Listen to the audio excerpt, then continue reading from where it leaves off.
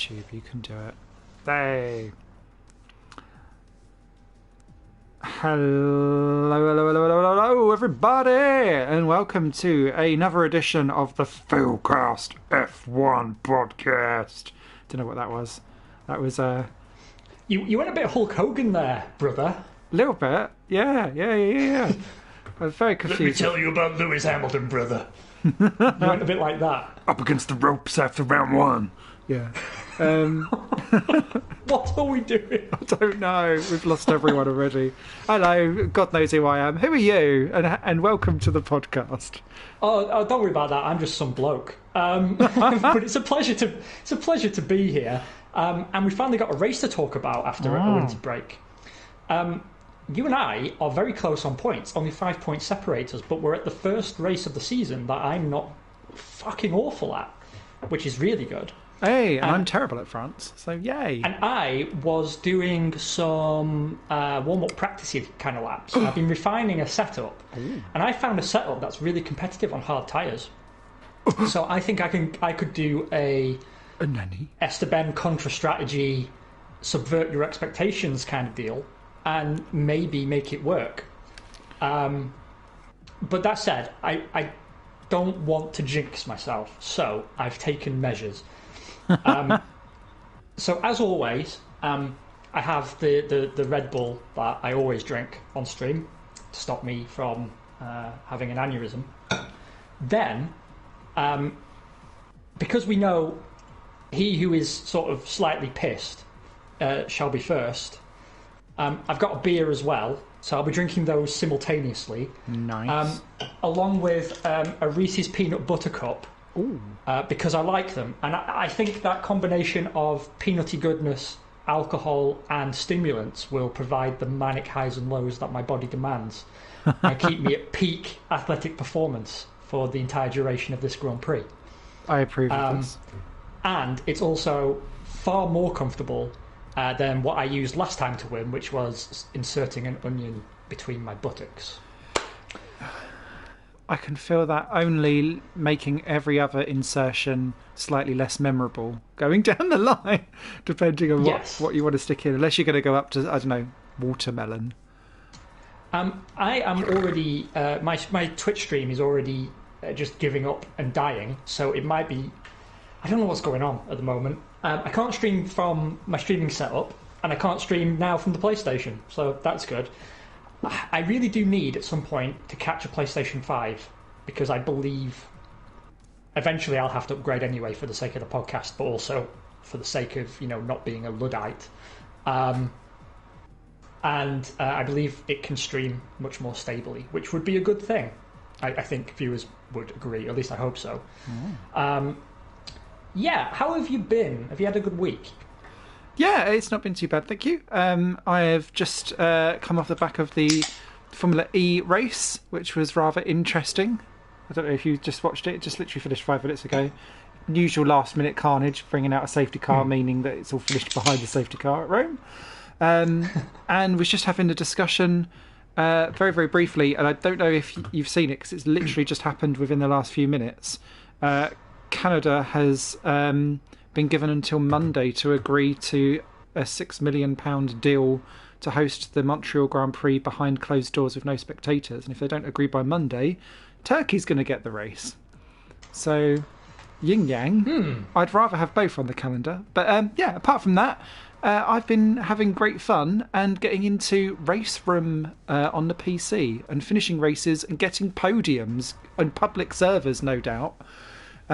Which has impressed me no end, because apart from racing with you for the last few years, I've not been racing other humans. I've got used to AI, and so when I can't automatically scare people off by doing dodgy dive bomb tactics, I forget that humans are just like, fuck off, and then I'm like, no.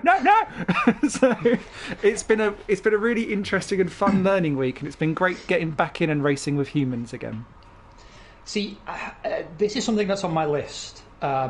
For the remainder of lockdown, that I want to do more racing in this game against humans, because you and I have been doing this for almost 12 years in October, and we've both gone from being awful to actually being quite competent. Like, I know we joke, but we can put the moves when we need to. We're both fast. We've got good lap times. We're within a bee's dick of each other most qualifying sessions these days. But we've never learned how to race each other without one of us dying. Exactly. And I've raced you now. I mean, like, for the first 5 years, we never raced each other at all. At all. But the last... Since, I think, the 2015 game, I want to say, we've raced each other at least 2 or 3 occasions a year. Most of the time, we're on totally separate points of the track. But since 2015, and definitely since we've moved to PlayStation, we've raced each other a few times a year. And I still have no idea what you're going to do when you're anywhere near me on track. I have absolutely no fucking idea. Because you have always taken very different lines to me. Yes. And I can't process what I can't understand. And I can't understand what it is about your style that makes you take the lines that you do. I mean, it works, because you beat me more often than not. But fuck knows what it means. Anyway, now I've had a sip of beer and sip of Red Bull, shall we move into qualifying? Oh, jeez. Because there is plenty to talk about. Obviously, some things to touch on. Aye. Inveterate racist and man who couldn't care less what you think, Prince Philip has passed away. So has animal abusing carjacker DMX. So let's take 5 seconds of silence to acknowledge that that's something that happened. All right, that'll do. I had a swig of drink in the meantime, though. Cheersing. Yeah. What tyres do I want? I was just thinking that. I will be balanced, because every time I don't do balanced, it always seems to come back to bite me, so I'm going to be boring. My stream has dropped for the 3rd fucking time. I wonder if it's a Twitch problem.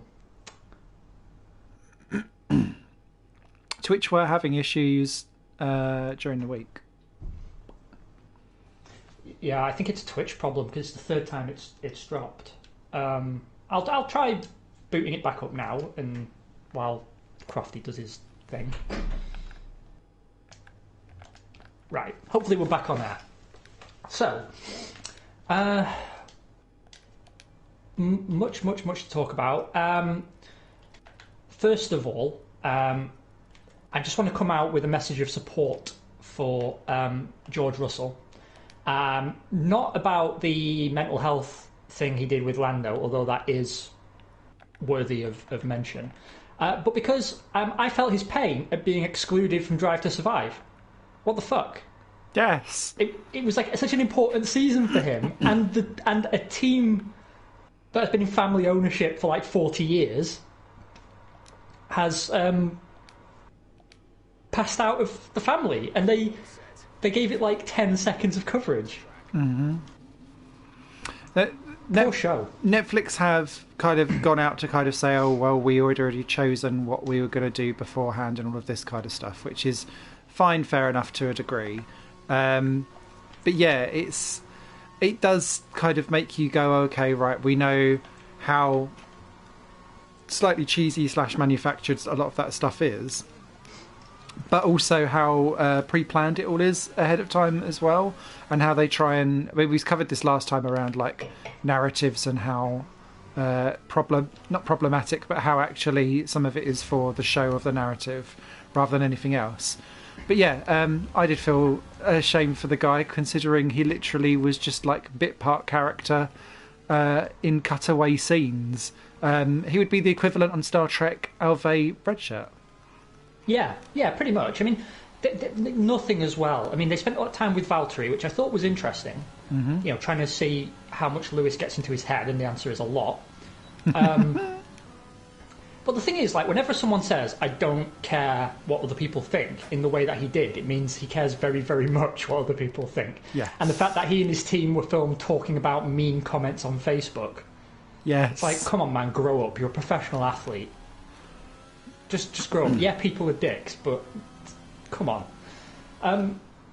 but like him being partnered with George Russell and having the floor wiped with him, that's an important part of that story, even if they didn't want to touch Williams.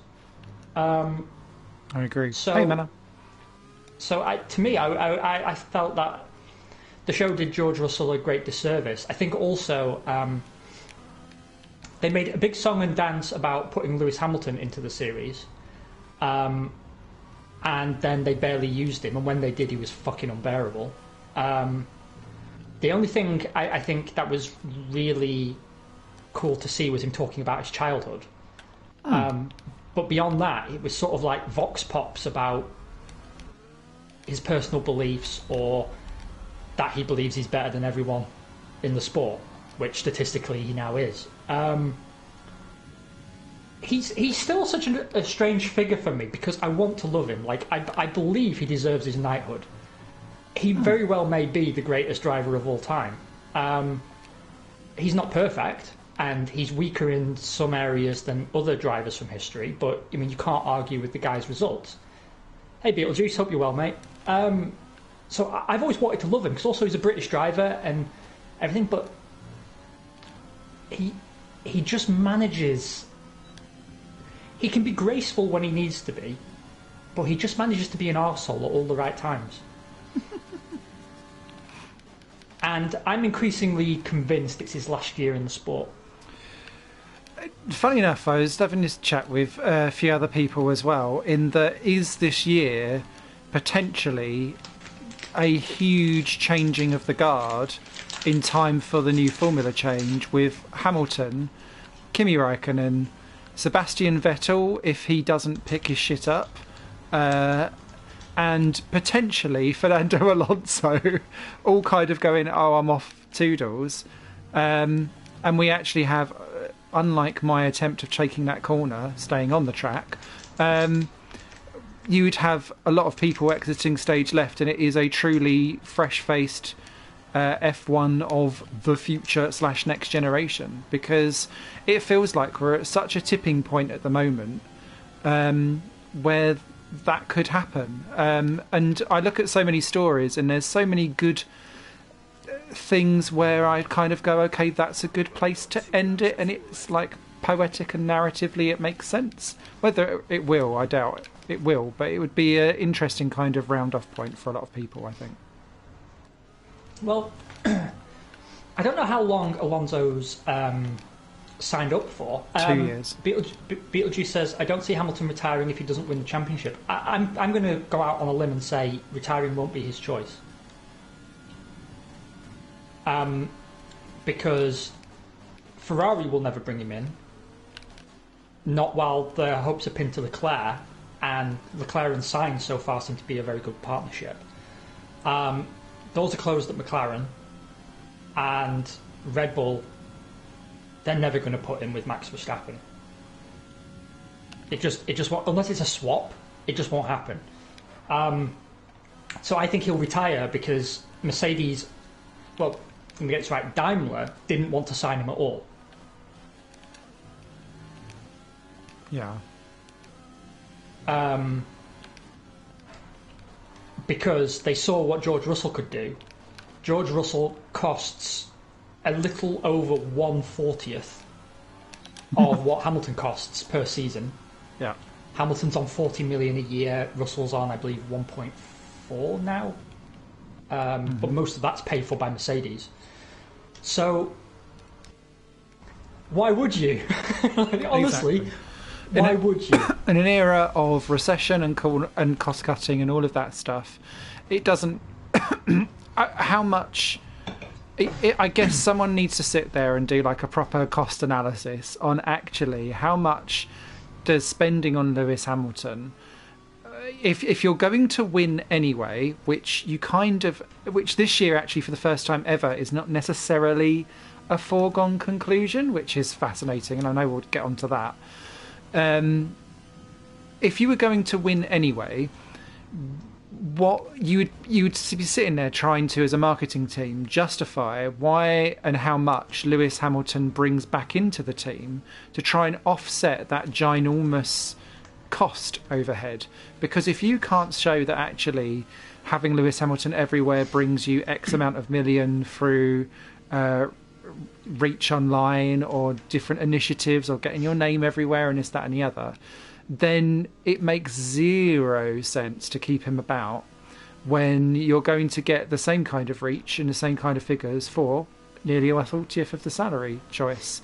So, and when you've got thousands of people being made redundant or kicked out, this, that and the other, you can't be seen in an age which is so quick to bring up a pitchfork and kill everyone on Twitter, and people listen to it because they give in to the pressure. You can't be seen to be doing that and then be like, oh yeah, but social justice cause, it stinks. So it's a very difficult line to balance. Manners put in the chat, do you think Lewis would go on if he didn't win the title this year? I would say he's more likely to go on if he doesn't win, but I'm not sure he'll want to be about at the end of this year anyway. I don't know. I just don't think he will. I think a formula change is a good bookend. I see your comment, Beetlejuice. I can't put my eyes on it right now, but I will address it in a moment. The thing is for me that Grand Prix World Tactics, the car is the main thing. The driver can make the difference, but it's the car that's doing the heavy lifting, right? Mm-hmm.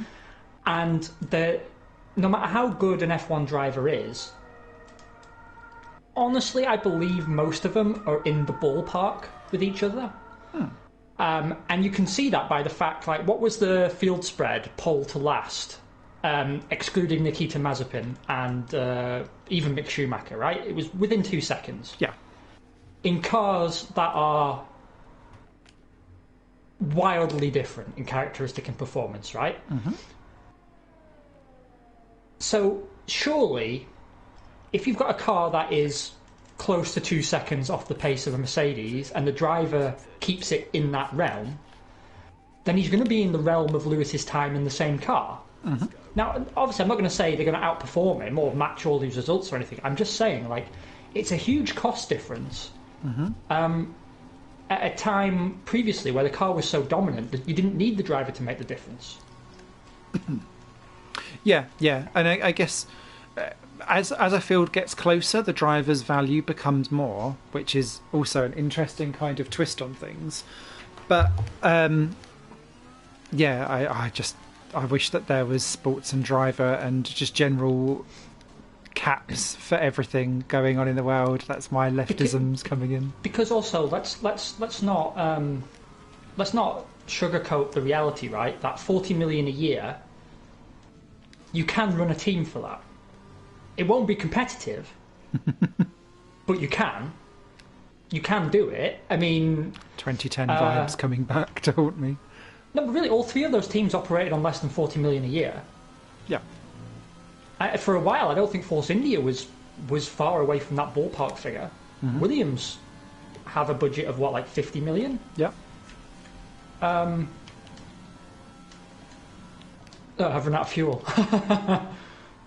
Prick.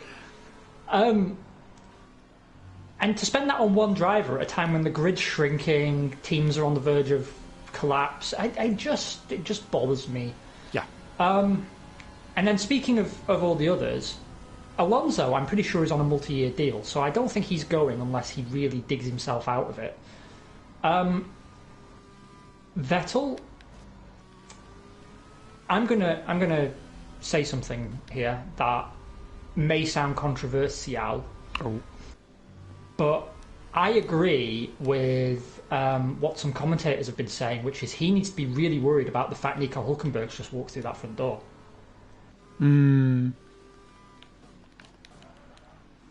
He really, really does. Top German. No, I mean, it's not even a costing anymore because, as we discussed last year, Vettel's contract at Aston Martin is pennies on the dollar of his potential contract worth. They threw him a lifeline when there was nowhere else for him to go. So they got a bargain. Yeah. But it's only a bargain if he doesn't drive like an arse. And embarrassing. The thing is, I'm curious to see if the formula change helps him or not. I don't know. I feel like his heart isn't in it, and I don't know if a formula change would kind of reignite that passion back in again. But you should be able to kind of command yourself and be adaptable to the formula wherever possible, as a sign of a adaptable driver. Thank God for Nikita Mazepin basically just being shovelware from a Wii strapped into a terrible car, because if he wasn't in that, the only other person doing an absolutely horrific weekend really was Seb Vettel. If you'd have told me in 2017 that he would be out-qualified, out-raced and outclassed by Lance Stroll on a debut, or like first race of the season type thing, I would have wet myself laughing and told you to go and pass some of whatever you just smoked over to me. Because it's night and day from where we expect him to be to where he is. And I know that they've had a rough start to the pre-season and all of that stuff. And actually that whole team seems to be... if you listen to Otmar Zaf now talk to anyone, all he would say is, like, he would have said, "Hi, how are you today?" And he just went, low rake. Yeah, all the way through. I don't know if that's Lawrence speaking through him. The puppet of. Yeah, no, but really, because you saw in Drive to Survive Lawrence's sort of State of the Union address, right, where he goes fucking nuts to that camera. Yeah. And I've never seen Otmar be like that before. Although I will say in Drive to Survive, around that whole cheating thing, the way Otmar was speaking made me lose a bit of respect for him. Because, also he lied. He said we didn't break any rules. It's like, well, you did, because that's why you got fined. You just didn't break all the rules everyone was accusing you of. Yeah. I don't know. I'm very optimistic about the Aston Martin project, and Beetlejuice makes a good point, actually. Vettel's made a huge amount of money because he got Aston Martin stocks before the stocks blew up. So it's actually apparently made him more money than his time at Ferrari. So good caps there, Beetlejuice. Appreciate it. Didn't know that. But the thing is, like, it's demonstrating two things.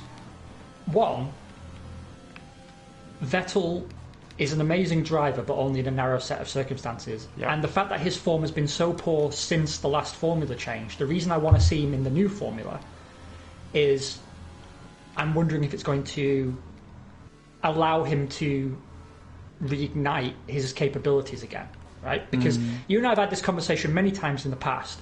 A driver coming to Formula One and failing in 1 year doesn't mean they're not good enough for Formula One. Mm-hmm. It could just be the car does not work for them. Mm-hmm. And you saw that as well with Alex Albon. Like, I don't believe Alex Albon got that much worse year on year. No. He drove his first Red Bull very competently. The Toro Rosso he was getting great results out of. Yeah. And we're seeing it with Gasly now, aren't we, as well? Yeah. Like,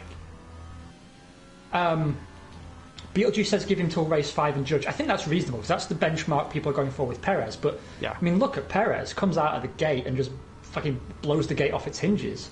Yeah. I voted for him driver of the day, hands down. And I'm glad that he won it. It was very well deserved. And honestly, he should have been on the podium. Yeah. And I'm actually inclined... I'm inclined to say, based on what I saw through practice and his pace in the race, I think Max is going to have a fight on his hands that people are perhaps not expecting just yet. Yeah, it's the race pace that Perez is stronger at. It's less of a... the quali stuff, he's still got a little bit to go on with Max. But then quali was never really Perez's strong point. It's always been around race pace, consistency, tyre preservation, that kind of stuff. So, and that's all still relevant in this formula and will still be relevant in the next formula as well. So, yeah, needed to sort out his quali. Was put out on weird, stupid tyres that on a field spread that small. I was a bit worried for anyone that went out on the medium tyres, let alone the soft, because I was sitting there thinking, but there's only a second between first and 14th. Don't do this. I've played enough Motorsport Manager to know that that is a faux pas.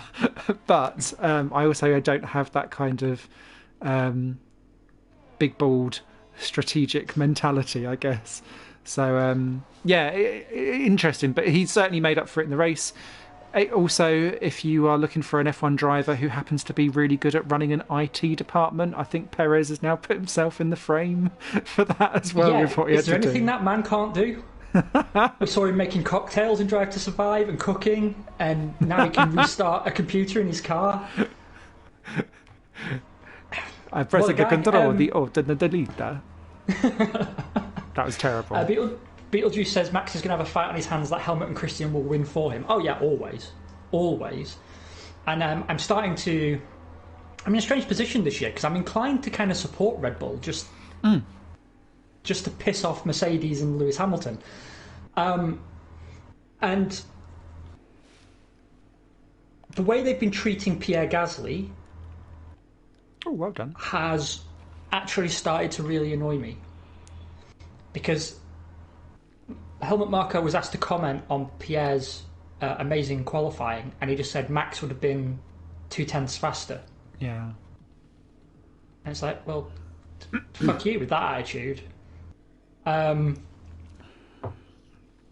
know, but by implication, what he was also saying there, if you read between the lines, is that Perez wouldn't have been.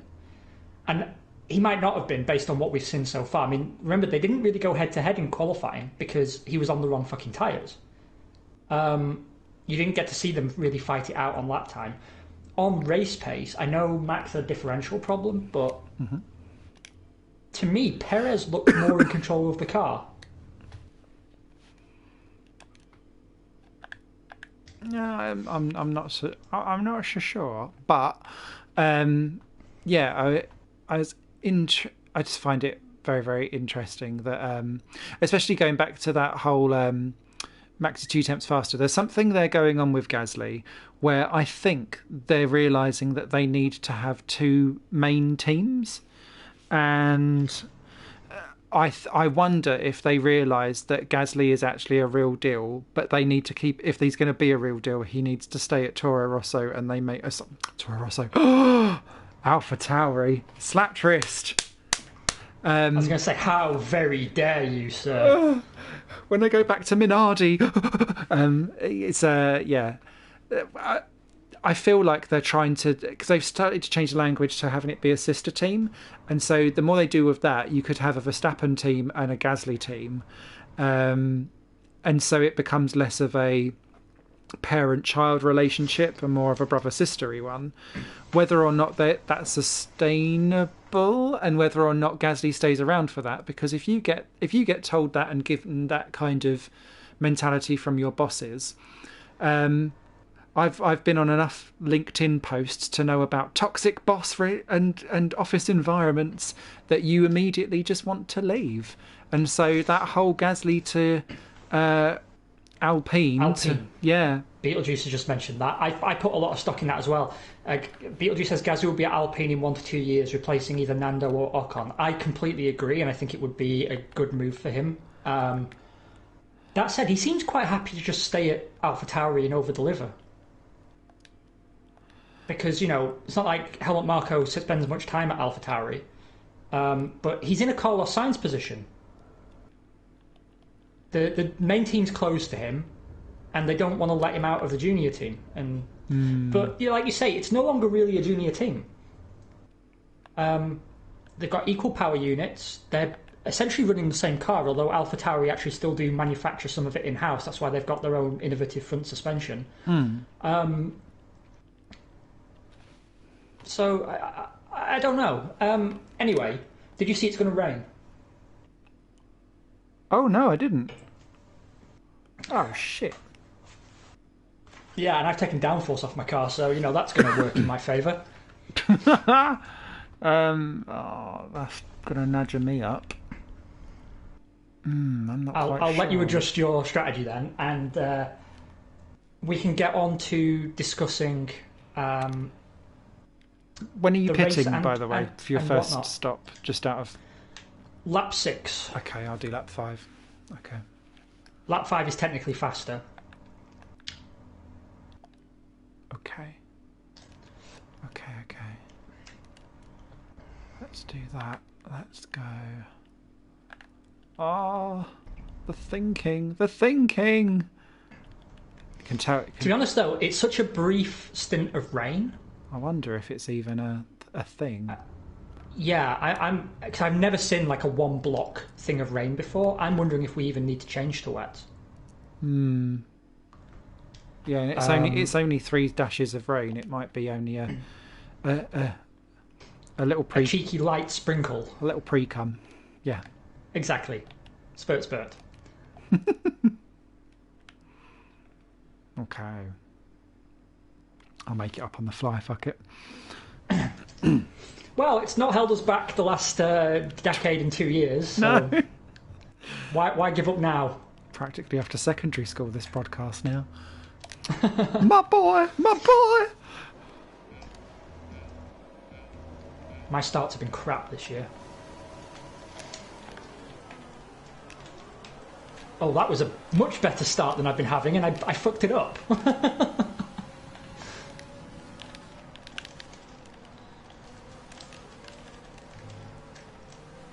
No, Hamilton. Thank you. No! So, we had the first race in Bahrain. Oh! You had a cheeky accident behind me. I did. Oh. I don't think that was an illegal manoeuvre, but fuck it. I'll give it back. Oh, Neither did no! Max. Oh, what have you done? That's alright, I'm inside Verstappen. Oh dear. Where do I find that on Pornhub? Max in his helmet. So, we had the first Grand Prix. We did. And the first thing I want to talk about, before we get into qualifying or the race or whatever, because at some point I want to talk about what was surprising. But I'd like to start with what was not surprising, which was Haas. Bottom of the pack in qualifying, bottom of the pack in the race, quelle surprise, everyone was expecting that. But I don't think even in our wildest dreams we imagined that we'd find a Grosjean who was more Grosjean than Grosjean. Because Nikita Mazepin, what the fuck?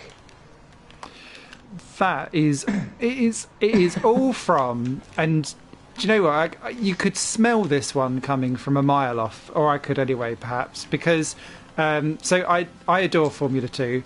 I've been watching it very closely for a long, long time. I hate that corner so much. And you start to notice like specific driving styles and problems that people have. And Nikita Mazepin drives like, and sim racers will understand this, he drives like he drives on a controller, right? And someone who's a controller driver, I get it. So you have that lack of finesse necessarily in a lot of your driving styles, and he's quite aggressive and like throws it in, which can look really, really spectacular, but can also mean that you're going to kind of Takuma Sato it sometimes and have a bit of an issue where you kind of just throw it off because you're over exuberant and too haphazardly with the hands. And what's really interesting is that that car is super oversteer like tail happy, which was made worse by the fact that it was heavily windy in Bahrain. And Mick Schumacher had his own little moment and kind of went off a bit, but the problem with Mazepin was that he didn't kind of compensate for the fact that F2 cars are less F1 cars are much more, you need to be much more refined with your steering wheel inputs, and he just didn't seem to compensate for that at all, and just over snapped everything all weekend long. So that's why he was busy off in the hedge. I want to be charitable to both of them because I honestly also believe the car is fucking awful. Yes. And I think looking at Mick Schumacher's incident, I know he takes full responsibility for it, but to me it does look like there's also an issue with the car that has a place there. Beetlejuice makes a good point. Maybe Gunter just didn't communicate things properly during contract negotiations and told him, Nikita, you're here to replace Grosjean, do you understand? It's like, Oh, I understand. Smashy, smashy. He also describes him as the head of Fisichella paired with the talent of Taki Inui. We love Taki here. I do.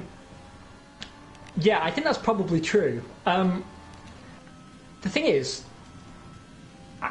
he's on borrowed time, right? Because as soon as Gene sells his team, do you like my rap there? Yeah. As soon as Gene sells his team, which we all know he wants to do, and he's been pretty open about, the new owners won't care how much money he brings if he's trashing the car every weekend. Likewise, I think point is going to have to say, look, Gene, he's costing us more in repairs than he's bringing in.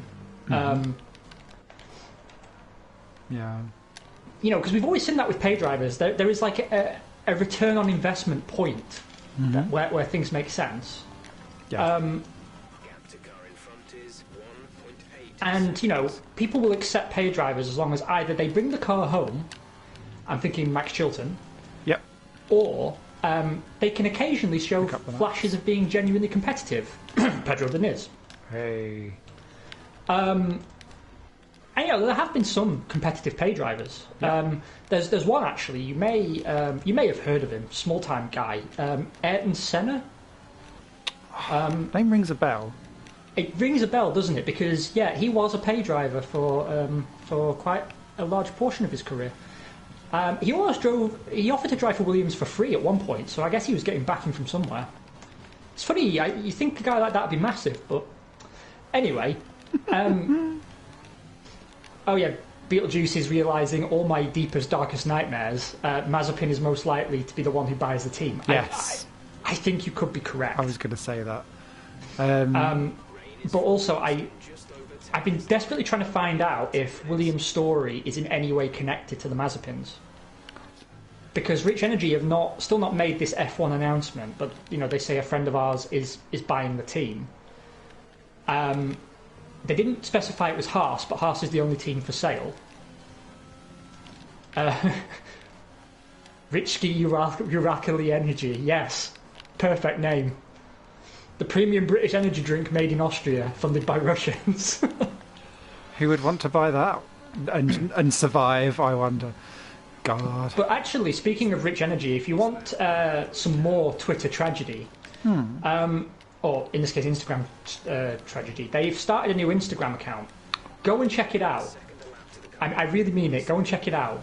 Because they're doing this whole campaign, Premium British Performance. And, you know, they're leaning heavily on their involvement with motorsport. But the problem was they ran out of screenshots. They started using screenshots because they ran out of photographs. So they post, like, Rich Energy liveried cars, but it's clearly, like, from Project Cars. It's like, what are you doing? Oh, I saw some people mentioning this. When you think that esports can actually kind of replace all of the actual motorsport that is going on in the world. Nope. And he got roundly embarrassed as well because he posted a photograph of himself at the end of the Bahrain pit lane, implying that he was there, and people were noticing details in the photo and saying, this is from 2019. What are you doing? Yeah. No, the only thing that is grand about anything to do with that is that man's beard. And even that looks suspiciously 90% homeless. So I just know. So, yeah, I mean, I think that wraps us up for Haas. I don't think Mick Schumacher disgraced himself. Nope. But I don't think he's going to be the saviour of the team. And nope. I don't know how much damage a stint in a car that terrible is going to do to him. George think Russell seems to be coming out of it unscathed, but he's got a way to sort of show his class. He's also got a route out as well, where I don't think Mick Schumacher necessarily does have. And I think that there's one other thing, just whilst it's in my head and I'm in the pit lane so I can think. It's that I think the saviours that will come out of this will be Grosjean and Magnussen. because they've had to put up with a shit car for so long, and I think actually we'll start to realise that the fundamental issue, going right the way back to you can't buy everything off the shelf and plug it all together and hope that it works for the best, because you don't fundamentally understand the DNA of your car, and therefore you're driving around with something that you're hoping front to back meets with each other. And that's what Magnussen and Grosjean have had to deal with for an exceptionally long period of time. And I think they will come out of it as a, God, didn't they survive an absolute shit show, and make it not look quite so terrible. I think Magnussen's stint in Formula 1 came to an end far earlier than it should have done. I still think he had plenty to offer. BLG says, mixed route out is Sauber once Kimi hangs it up. I agree, but I'm concerned that Kimi's not going to hang it up. Oh, no! Are you out? How am I not out? I've got no fucking idea. You've brought out that safety car at the best possible fucking time. I could kiss you, you beautiful man. Love you too, Baba. Do I need to pit for anything? How's my wing still okay? VSC ending, we're going green. Maintain positive delta until the green flag. You've drive-through penalty speeding with the VSC. I still had 9 seconds. What? The track is clear. Green flag. I'm now confused. What's going on in this world? I don't know. I was given a drive-through penalty, but I still had 10 seconds to get under the delta time. I guess the green flags came out.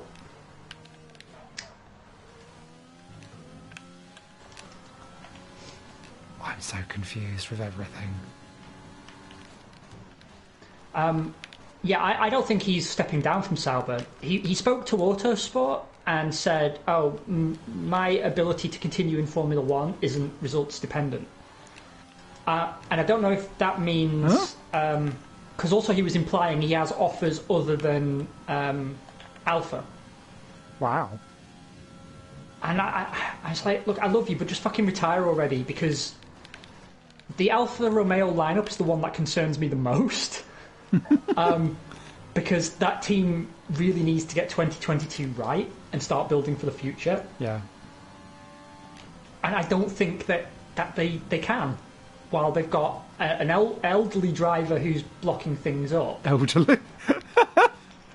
No, but by F1 standards, he is. By modern F1 standards. It's not since like the late 80s, early 90s that you had drivers in their 40s on the grid. Yeah. He's going to be 41 before the end of this season. That means potentially he's 43 by the time he retires if he does another season. Like, how long is too long? You know what I mean? I would be less angry if there wasn't just 20 cars on the grid. Yes. Because then I would be like, it's my chum bringing up the back end of the field, and I'm quite happy with that. Whereas if you're actively blocking opportunities, same as basically, I saw someone the other day just be like, rip anyone that is in the Alpine Young Driver Programme, as they bring back geriatric Nando, who done a very fine job and is fantastic, but again, just blocks the path. So it's just such a difficult thing. I think it's slightly more annoying for Kimi as well, is that he's not an Alonso. No, he's not. He's not. And honestly, I'm not sure what he's bringing to the team now. Because, he's developing a car that potentially he's never going to drive. Yep. This is going to be messy. This is what we were saying about McLaren. Yeah. Right, I'll do my drive-through next time round. Fucking hell. So, I've just had a 4 wide moment. I think I've left a little shit stain on my sofa. Note to self, Smithy, Febreze yourself after this podcast. Skiddy moment. Scootering along. Yes, please. Because there's still a lot of race to talk about. Yes. Who were the big surprises for you? Because I'd be very curious to hear your thoughts. If we're talking pace, I would like to say... I want to say AlphaTauri, but it all kind of fell away on Sunday. Which I'm not sure how much of that was because Gasly obviously got damaged and just seemed to be non-existent afterwards. But their one lap pace was certainly stunning. And so from a positive perspective, I'm really intrigued to see where they fit into the pecking order. Because I think my biggest takeaway, or my biggest surprise actually, was I still don't feel like I know what the pecking order is. And that is both fantastic, but also like a thinky face emoji at the same time. Because I thought I would feel like I knew the pecking order, and I don't. No, I feel the exact same way. Though, to be honest, like, the AlphaTauri thing didn't surprise me. It's... Oh, I've lost the lead. It's a long pit lane here. 20 seconds, 21 seconds, 22... 25 seconds that's cost me. Wow. That seems a harsh penalty for going 9/10 of a second too quick. I'm down in P8. I've just got back into 13th. I've got the Haas's ahead. And there's 4 cars running nose to tail ahead. That's always an impossible overtake to make. Anyway, it didn't surprise me at all because I thought their car looked stellar over one lap, and it struck me from testing, like, their race pace looked really good too, but I had a feeling they may have built a 2013 Mercedes, if you know what I mean. I like that analogy. Yeah. I mean, it's an impressive bit of engineering, and certainly I think they're in contention for a top 5 place. Yuki Tsunoda was a big positive surprise for me because the world feed didn't give him much love and coverage during the course of the Grand Prix, but I went and watched some of his onboards back, and he was a bit of a superstar for me. I don't know if he's going to be able to maintain it, but yeah, I thought it was pretty fucking stellar. Yeah, I was impressed with stuff. I think less impressed with the fact that he just seemed to cream the start a little bit. But the thing with Tsunoda is that he is he's another one. If we're going to do the judging a few races time for Seb and things like that, Tsunoda is a prospect that come on strong over the course of last season, very much like Mick Schumacher, actually, to be fair as well.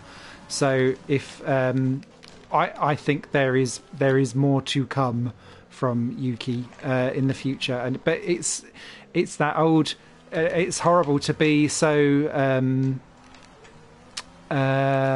cliche, but Japanese drivers and consistency. That's what we need to make sure that he brings to the table. So yeah, all very well having the flash in the pan speed. But we had that with Sato, we've had that with Katayama, less with Suzuki perhaps. But yeah, we need consistency, please. But excellent base to start with, and yeah, I'm excited. Points on debut too. Been a while since we've had some of those. I just made a very ballsy move on an AlphaTauri that came off beautifully, and I loved it. Oh, nice. Do you know, Aguri Suzuki is the only driver in F1 history that makes me ask the question, what are you? Just thought I'd share that with you. What are you, Aguri Suzuki? What are you? He was a beautiful pay driver who actually... He's Super Aguri. You're correct, Beetlejuice. He is. Super Saiyan Aguri. I tell you what, I've been fun... people that love proper old school 90s stuff, let me... if you don't mind me going on a tiny early 90s tangent for a minute. I never mind that. Go ahead. It's half of what the show is. So there is a YouTube channel that I've discovered by the name of Rob Hurley. Now, they have been going to the Canadian Grand Prix in the late 80s and early 90s, and they've uploaded all of their home shot footage from different places around Montreal Circuit of the pre-qualifying sessions. Oh, amazing. So, like, seeing the 1990 life, like, really just limp round, and you're like, you can visibly see it's like 20 seconds off the pace. And, like, the crowd are like, wait, as it goes round. But seeing, like, the LaRousses in pre-qualifying, the Ocellas, then from Mattel's, Coloni's out there as well. And everyone's like, oh my God, this is a rare piece of footage, and Andrea Moda in the wild. It's so interesting because, like, the gap between people in pre-qualifying is like 4 seconds, 5 seconds sometimes, and you can visually see the difference as cars kind of squirm in, and it looks like it just wants to swap ends, and they're like gently touching the brake. Really great. Rob Hurley, the YouTube channel, someone who posts in the DMPQ Facebook group. Awesome. Recommend I it. will definitely be looking those up then. Because I do love a bit of pre-qualifying. The rain is starting to fall. It is, and everyone's pitting and they're going onto dry tyres, so this is working beautifully for me.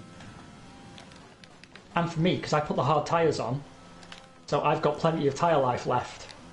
Whoop. Right, so, the other surprises for me, Ferrari, didn't expect them to be as competitive as they were, and I didn't expect Carlos Sainz to perform as well as he did. That double overtake he pulled off, mwah. Beautiful, Carlos, beautiful. Lando Norris, I expected the McLarens to be good and him to be good, but I didn't think he'd be that good. Yeah, and showing the way to Ricciardo. I know it's Ricciardo's first race and everything, but that's a great statement of intent.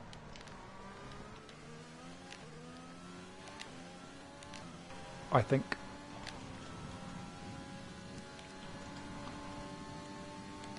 We've loved Sainz since day one, Beetlejuice. We were the ones who were pointing out that he and Verstappen at Toro Rosso had the closest performance differential of any two teammates, and no one in the press seemed to care because it was all jerk off over Max. And it did seem to be so, like, in the British press over here, actually, some people have kind of gone, yeah, it was a nice steady start for Sainz. Not quite on Leclerc's radar, though, eh?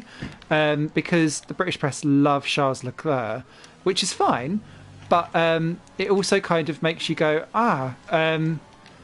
he's already kind of stuck in a no man's land, stuck against nowhere here already, as if, like, everyone already wants him to be a number two to Leclerc, and I just don't see that being the case long term. I think it's going to be one of the most fascinating driver battles this year.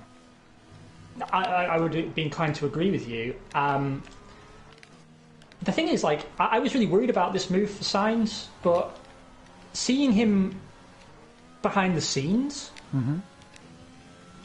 I think he's just happy to have made it to Ferrari. Yeah. And even if it's like a 1-2 season dalliance, I don't think he's ever going to regret it. I agree with you, Wodge. Sainz does seem to be a more determined, harder worker than Leclerc. I think he's probably one of the strongest workhorse drivers on the grid. Sainz, he just fucking gets on with it, and he doesn't brag, but he knows what he's capable of, and he goes out and he does it. Yeah. It's not often you see him fuck up or make a mistake. He's been sort of on the razor's edge for 3 years now, and I think give him the right car. And while he might not be the fastest driver over a single lap, I think he has the makings of a world champion, no doubt about it. How am I still P2? What is going on ahead? Car in front.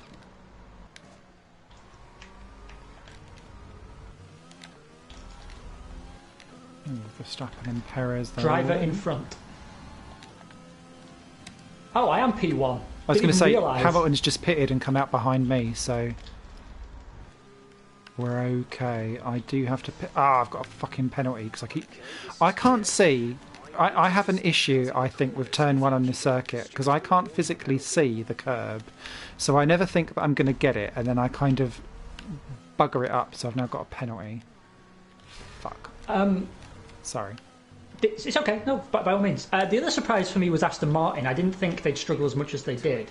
And it was very nice to see Ferrari put the boot into Vettel's ribs when he's down by saying, we're very happy because now we have 2 drivers we can rely on. Yeah! Did you see that?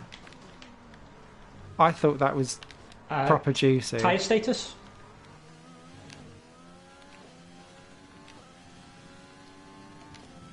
Are you sure about that, Jeff? Because this is feeling very squirrely to me. 1 second. Weather update?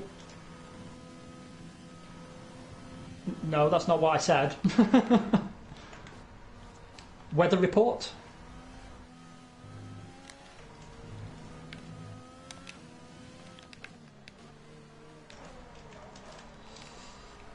I'm not sure dries are the fastest tyre, Jeff. I'm really not. But no one else is boxing, are they? Bottas is in this lap. Oh, as is Albon. I'll see what they come into because they're going to come out just around me. Oh, 10 minutes left of this rain, says Jeff. Yeah, that's what he said to me, and I think that takes us to the end of the Grand Prix. Or close to. Nearly, yeah. They've all gone on to dries again. But the AI are a bit wonky, aren't they? And they'll go on dries for a short window of rain, even if the track loses all traction. So, when are you coming in, mate? I am due in between laps 19 and 24. Okay. My tyres are still looking pretty good. I also want to give I've totally glossed over Aston Martin there, we'll come back to them. I want to give a shout out to Williams as well, because I was impressed actually by the pace of both their drivers and the car in general.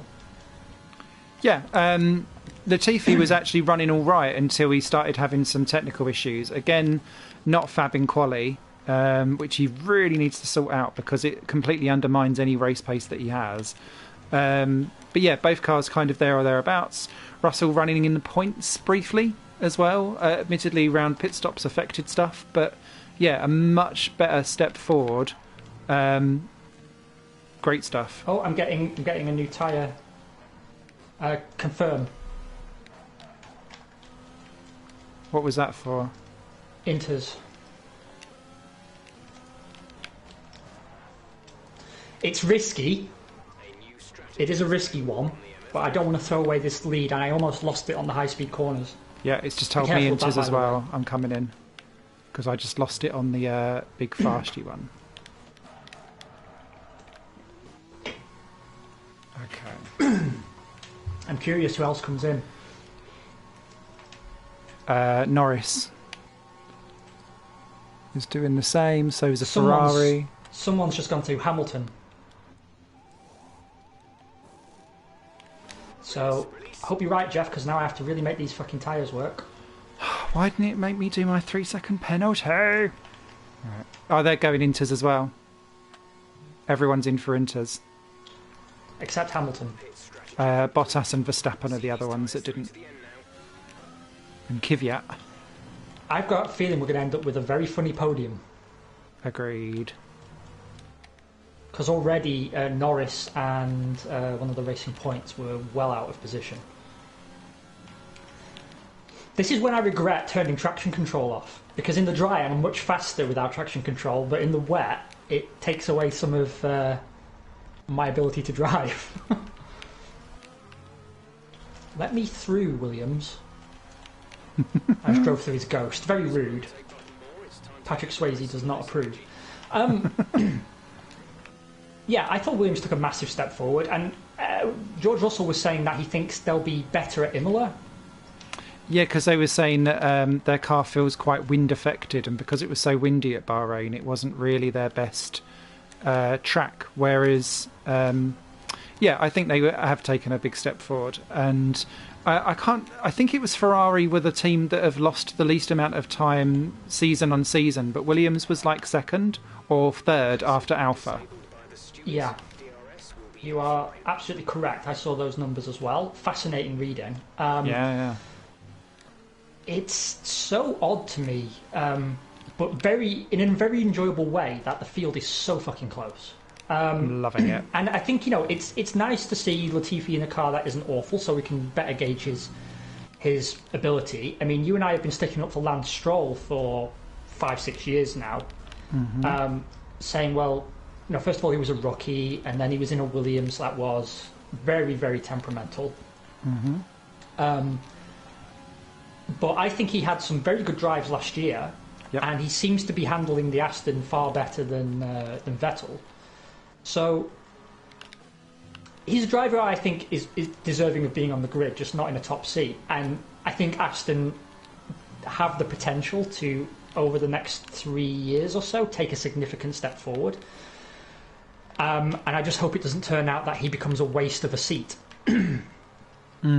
Because, where the team are right now, that's the sort of level of performance a team should have to field him, I think. Yeah. And I think what will be interesting is understanding exactly what he's going to be gleaning from Sebastian Vettel. If Sebastian Vettel is going to bend up behind him and trounced, if that stays that kind of status quo. If Vettel picks himself back up again, then there's plenty for Lance to learn. And I was looking back at some of the V8 3.5 Formula Renault series where he won the championship, I think it was, in that series. Because I was looking at some of my old favourite either rejects or GP2 drivers that were in the same formula, and the way how he can kind of do lights to flag victories was really quite excellent. Now I know that he's got a really good budget in that lower formula, so that kind of affords you some good stuff, but you still have to have all that mentality and skill to be able to get that to the front and stick it there and keep it there, and he really did show great form. So yeah, super intrigued to see how that kind of plays out, and definitely deserving of a place. The other surprise for me was Alpine, because I don't know, I expected them to look a bit better than they did. I thought Alonso drove quite well. Ocon seems to be struggling again, and it really is a make-or-break season for him. Yeah, I think because Alonso may well. I know. I was just going to say, I think Alonso may very well show Ocon up in a way that Ricciardo did, especially at the first half of last season. And if Ocon doesn't get on top of that really quickly, we've already spoken about the Battle of the French and who wants to be the Frenchie in the French team.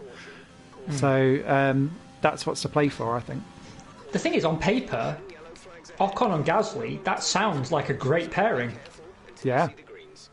But, I mean, it's clearly not going to happen because Ocon just can't seem to get his head in the game. And I don't know why he's struggling so much, because I thought he was very impressive at Force India. A bit too aggressive with his teammate. But, he had genuine pace. And yeah, he was lacking the racecraft, but what rookie doesn't? And yet, no. Oh, also, they hate each other with a passion. Yes, you're right, Beetlejuice. Hashtag friends. It gets a bit French revolutionary, doesn't it, between the two of them? So, I don't know. I'm even more excited for the formula change now, because the grid is in such a strange position. The only doubt for me is that now things are so close and competitive, a formula change might ruin that. It will spread them back out again. A formula change always does. Whenever you look back historically, it always is the point where everyone is spread out the most, and then you spend the next few years bringing it all back together again. The problem, the interesting thing I think will be this year, and fascinated with your views, with the Red Bull versus McLaren at the front, the closer that battle becomes, the longer it's going to be before they have to decide, we need to make the switch to next year. And how does that then compromise Mercedes and Red Bull into the new formula change, if it does at all? Because at what point do you start sacrificing it? And I think that underlies the question of is Red Bull definitely the genuine competitor that we think that they are? It's a great question, but I'm going to say yes, they are, and that Mercedes will give up first. And if they don't, they're going to really pay the price. So the best number I could find, or the most common number I could find for the differential problem on Max's car was that it was costing him 3 to 4 tenths per lap. Wow. And he picked up some floor damage at some point. And he still got past Hamilton. He had to give up the position, but he still got past him. And the rate he was catching Hamilton, I think, shows the Red Bull is the class of the field this year. And I think you will see a very dominant Red Bull performance at Imola. I really do. I don't think Mercedes are as near as people think. Do you think that was much more of a Hamilton pulling out the special as alongside Verstappen having a problem? Yes, I do. I think it was a combination of factors. I think Hamilton can always find an extra half second out of nowhere. He's demonstrated that in qualifying. Yeah. I don't think Bottas is a reliable yardstick, but I'm pretty sure he was driving that car on the edge of what it was capable of, and he was still getting eaten up by Verstappen on the road. Absolutely demolished. I mean, catching him was no problem. Getting past him is always difficult. But the rate of knots that he was catching it, and he was basically losing the best part of half a second, best we can tell, I don't think it's really all that close a competition. What did you think of the pass around the outside, That's a very tough question. Part of me would like to have seen it stick, because there's been so many overtakes like that the last years that have been okay, that it seems very arbitrary to start enforcing it now. But that said, the fact that they don't enforce it has been something that has annoyed me for years. And often it is Verstappen who's bending the rules. I've complained for years about how for last 3-4 Belgian Grand Prix, his line into turn 1 off the starting line is illegal. It is illegal under any reading of the law. But still he gets away with it. He has all 4 wheels over the white line every time. He cuts the corner completely. Only on lap 1, and maybe they allow it because it's avoiding a collision, but it's still giving him a lasting advantage. So, how many laps do we have left? 5. I've just everyone's in for dryers behind me. They're all going in for dries? Yep.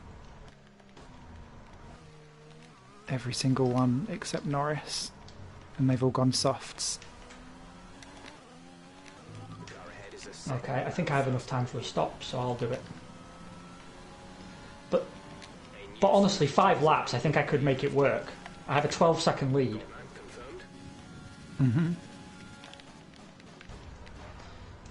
Well, fine. We'll do what Mercedes call a safety stop. I can't wait for my wheel nut to fuck up then. Whee! Sorry, Jeff, did you just say 23.5 second gap? Yeah, I'm definitely stopping. Yeah, you're well ahead. I fucking hate this track. I don't know why I'm so fast here.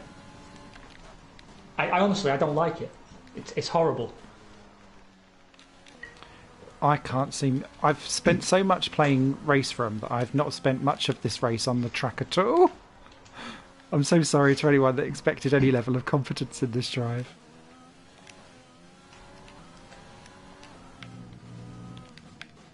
Yeah, Mercedes pit crew are out, so whoever's behind me is coming in. Yeah, everyone. Literally everyone is in. Oh, I'm going to lose out to Verstappen, I think. Yeah, no, it's fascinating. I think, but Formula One has absolutely put itself in its own problem here because of how it has dealt with all of the track limits beforehand, and the fact that he was able to gain that lasting advantage as well for Hamilton, doing stuff going over like the pit lane, over the side of Oh, what the hell was that? Sorry. It wouldn't... Someone's having a hard day at the office, everyone. Can you tell? Fuck's sake. It wouldn't disengage the pit limiter. Even though I pressed the button 3 times. I was like, let me please. It's alright, I've got it. Got it covered. But yeah, no, they need to have zero tolerance to all of that, but then they've gone like so ridiculously stupid the other way now as well, in that they're like, oh, if you do track limits, you might get disqualified now next time around. I'm like, all right, calm down. It's like someone's gone, like, you know when you've got like the little tiny kid at school that's like, oh, it's all right, I'm going to like beat up your mum. It feels like that, and they've gone all like bigger boys everywhere. I mean, the thing is, right, I don't mind really strict enforcement. I mean, that's how the rules should be enforced. It just seems silly to me it's taken them this long to decide that it might be a good idea to enforce their own rules. And I think maybe they've given drivers the benefit of the doubt because it's improved the show. Yeah. Which I think we can all appreciate, because they added that rule in football, right? Where the ref can allow, after a foul, they can allow the game to proceed so it doesn't ruin the action and then take disciplinary action afterwards. Mm-hmm. But it's the problem is in F1, if you take retroactive action, it changes the whole result of the race sometimes. Yeah. Whereas in football, it's not going to make the difference between who wins and who loses. It's much more of an individual punishment, I think you're right. It's a very difficult thing to decide upon because... God. Yeah. But then again, if... I don't know, thinking about it, come down on the side, enforce the rules, enforce it evenly at all times, and... Yeah, sometimes maybe it ruins a great piece of racing, but if the drivers know the limits and choose to go outside them, then... Yeah. Their own fault. Because the track has to be somewhere, right? Yeah. Or else, why wouldn't you just drive across the middle of the circuit to make the overtake? Exactly.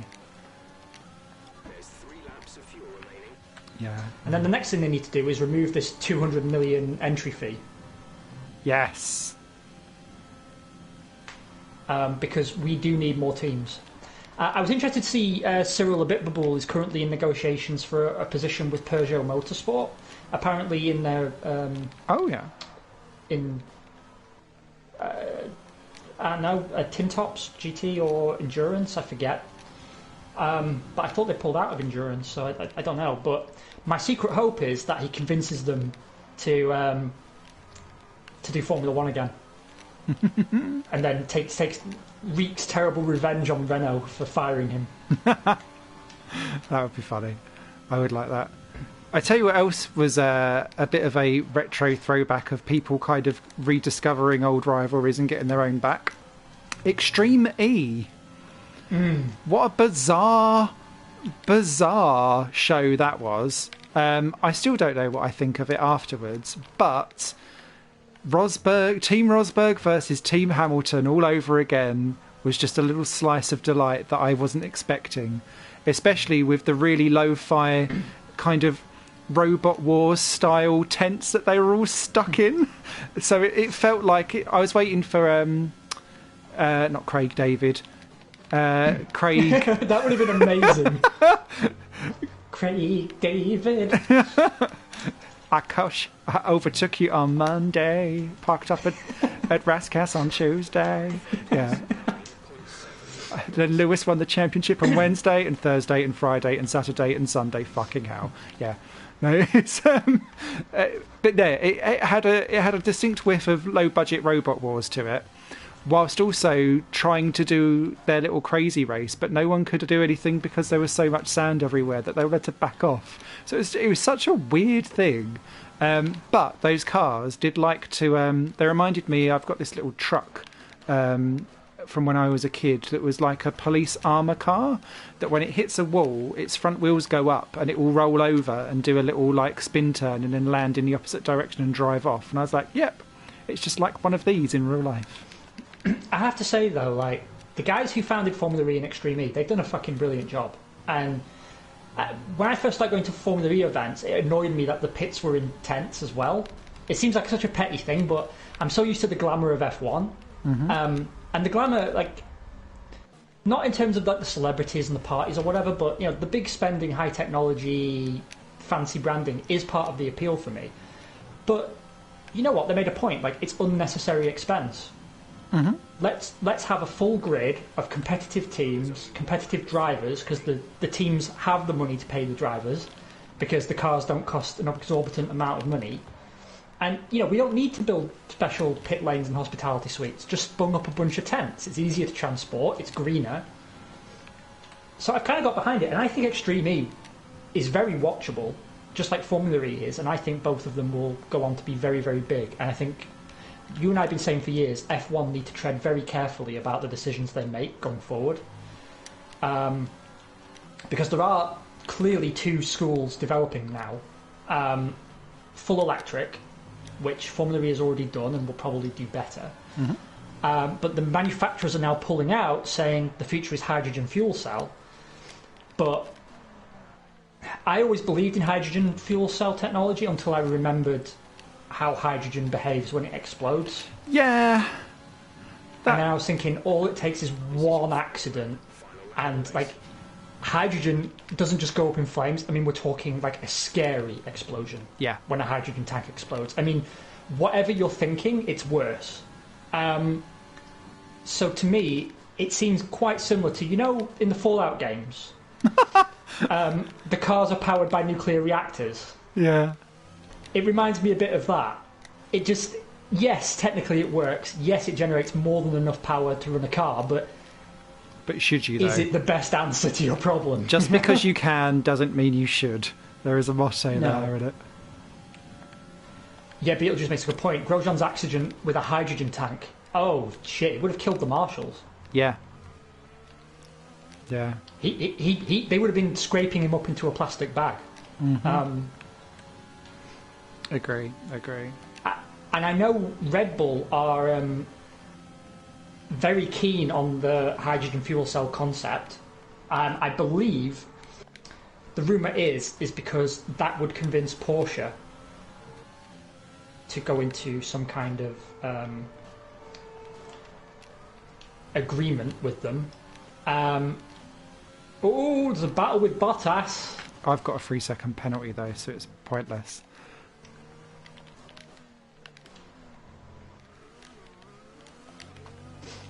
Of course, hydrogen enables Marco to get rid himself of drivers without the contractual hassle. I agree. Do you remember those days? Do you remember the story, Simon? And maybe Beetlejuice, you'll remember this as well. That when Webber was up against Vettel at Red Bull, there was reports of Helmut Marko pretending to knock parts of Webber's car onto the floor. So he'd like lean against something and knock it off its mount and damage it. And this is genuine. This is like 2012, 2013. Because one time they had two new front wings and Webber's was damaged by Marko. Oh my god. By accident. Christ, that man. True story. Well done, mate. Pole position, race win. Thank you. With a 3-second penalty and a drive-through penalty. So I'm pretty pleased with that. That's a good day in the office. Speaking of good day in the office as well, that should really help us in the constructors. Yeah, it will do, because your win will pull us Beetlejuice. ahead. So that's good. What else happened? Norris, Albon, the point. Norris got driver of the day, 8th to 6th. I don't think that's really a stellar drive. Albon, 4 stops and still brought it home 7th. That's pretty good. Well done.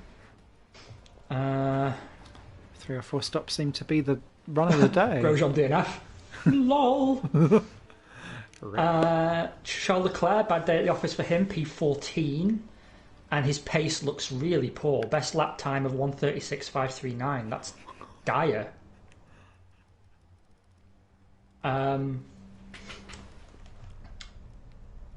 Yeah, no other real standouts. But still, not a bad day in the office, and I even handled the rain with more grace than I anticipated, so I'll take that. Nicely done, sir. Nicely done. Yeah, things to wrap out on. I think it was Verstappen's race to lose all the way through. I did think Hamilton performed incredibly well. Agree. But I don't think the win was totally legitimate because Verstappen took a lot out of his car trying to get past. And if he made that pass stick like a corner later, then it would have been a whole different story. So I think Mercedes have a lot to be grateful for there. Ferrari impressed me. McLaren impressed me. I think Ricciardo is settling into McLaren like he's always been there, which is encouraging. What I'll be interested to see is what happens between McLaren and Mercedes over the course of the year. Because I think McLaren have the edge on Ferrari, regardless of what Lando Norris says. And if Mercedes decide to cut their losses early in the year, I don't think McLaren will do the same thing. I think third in the Constructors is theirs to lose, but I'm just wondering if one of them could sneak in front of Bottas a bit too often. Do you know what I mean? Yeah, it depends. I mean, right now at the start of the season, I think the gap's too big, but I'm not sure that gap's going to stay there under all circumstances. I think it depends on if Mercedes is going to get on top of this high rake, low rake issue, if they can, because I'm not au fait with exactly what they can use to do too much with that. Yeah. They have to make their rate concept work because it's too many development tokens to switch to the other design. So if they've already kind of hit their limit of their technical end game, it reminds me very much of do you remember McLaren back in 2012 when they ended 2012 with the fastest car, and I was like, we went for a different design philosophy for 2013 and ended up into midfield and was like, oh, nanny. It reminds me of this, where like they've gone for a different concept which starts them off slower, but they've got this longer end game that they can potentially get to. If they're able to continue with that, if they continue for the rest of the year, then they might well be able to sneak up onto the tailcoats of Red Bull and Mercedes a little bit. I'm probably a little bit more pessimistic, and I think that it will be a 2-horse race up the front. But I think that I think Ferrari will gain over the course of the season, and I think they will have more of a development gain to become even with McLaren in that battle for third, just because of resource and intensity. I mean, both McLaren and Ferrari have stellar driver lineups, with drivers that I consider fairly evenly matched and capable of racing their teammates without taking them out. I think it's going to be a very close battle. Mm-hmm. The thing for me is that, Mercedes and Aston Martin, they're really up shit creek. Because the change here is they've been, like, Red Bull have been using their rate concept and Mercedes have been using theirs pretty much all the way through this formula. Mm-hmm. But the aero regulation changes are what are the problem. And the new aero that you have doesn't work with Mercedes' rate concept. It makes the car very unstable at the rear. And so that car, from a certain development standpoint, has gone as far as it's going to go. Mm-hmm. All they can do now is try and add some drivability to it. And it was always going to be a coin toss, right? Who came out on top. And for years, people were questioning Red Bull's commitment to their rate concept because it didn't look like they were closing up on Mercedes. Mm-hmm. But all it goes to show, one fairly minor rule change and which rate concept is the more competitive switches like that. Mm. And I'm not sure Mercedes can really claw back that performance. I mean, Otmar Schnafzauer has said, we're just trying to recoup as much performance as we can. Mm-hmm. But that really, ideally, they'd need to switch to a whole new rate concept. And I think that anchor around Mercedes is going to prevent them making the same kind of steps forward that you could see from McLaren and Ferrari. The gap right now is still very big, and Mercedes haven't forgotten how to build a car, and it may not pan out that way, but if I'm basing the season on the idea that at some point Mercedes switch development to next year because they know the car is limited by this rate concept, and McLaren and Ferrari are fighting it out for third, possibly even second, then both those cars have a lot more development potential and potential gain within them because they've taken the favourable rate concept. So it might not be enough to swing the constructors overall, I don't know, but I think by the end of the year, unless Mercedes pull off some kind of miracle, I think they're really going to fall into the clutches of the McLarens and the Ferraris, especially with Bottas. And then it comes down to how close to Verstappen can Perez be? Because if he can keep it on the podium, and I believe he's totally capable of that, then I think Red Bull will walk to this year's Constructors. Bold claims, bold claims. I stand by them. I stand by them. Anyway, mate, a pleasure as always. Thank you so much to everyone who came and joined us. Yes, thank you. I'm very groggy. I hope we weren't rambling too much. I think we were just the right level of groggy and confused as normal. Is the next race on the weekend that we do a podcast, or is it next weekend? I can't remember. It's next weekend. Okay, predictions. So you said Red Bull cakewalk. Yeah. I don't know if it'll be a Red Bull 1-2. It'll either be a Red Bull 1-2 or a Red Bull 1-3, depending on reliability and accidents. Yeah. I will say Verstappen win. I will say Bottas second and Perez third. There we go. Bold claim. No Hamilton on the podium. Oh, that would actually make me kind of happy. So in the constructors, we are now in P. Oh, we're still in P2, but we are mere 6 points behind Mercedes, and I am 3 points behind, 2 points even behind Lewis Hamilton for lead of the Drivers' Championship. Juicy. Yeah, this is definitely going to be our most competitive season unless we really fuck it up. Austria's Thank you my again to favourite. everyone who joined. Yeah. Have a wonderful weekend, everyone. Hope you enjoy the Formula E tomorrow as well. Double header, don't forget. And where can I catch you for more juicy info? YouTube.com/definitely0. There will be some Grand Prix World this week. I didn't do it last week because I'm a lazy fuckhead.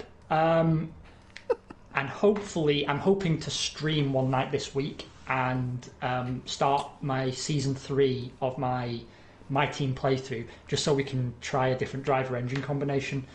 The problem I'm having is that my stream setup is really temperamental, and it looks like I need a more powerful computer to not have problems. And I'm not going to buy a new one right now, but I'm still working on my streaming setup solution. And then once that's built, then I'll stream 2 or 3 times a week for sure. What about you, sir? Hey, got plenty going on this week. Lots of indie game reviews. I've got some other stuff coming out over on Traction.gg as well, where I'll be doing a feature on the Gene Rally game. And yeah, I'm going to be enjoying some more Race Room, some Circuit Superstars, which has been a video that's gone down very, very well over here, and Planet Coaster live stream on Monday evening, I believe, as well. So join us for that. How delightful. Bye, everybody. Have a great weekend. Mwah, mwah. Love you. Bye.